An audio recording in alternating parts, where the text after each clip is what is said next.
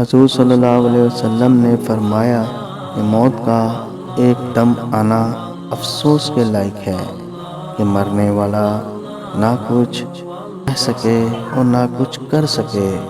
آپ صلی اللہ علیہ وسلم کے زمانے میں کوئی آدمی بیٹھا ہوا ایک دم مر گیا تو کسی نے کہا کہ اچھی موت مرا ہے، نہ کوئی بیماری دیکھی اور نہ کچھ جان نکلنے کی تکلیف ہوئی۔ حضور صلی اللہ علیہ وسلم کو جب اس کا یہ کہنا معلوم ہوا تو آپ صلی اللہ علیہ وسلم نے اس آدمی سے فرمایا کہ تیرے پاس کیا ثبوت ہے کہ اچانک ایک دم مرنے سے اس کو تکلیف نہیں ہوئی؟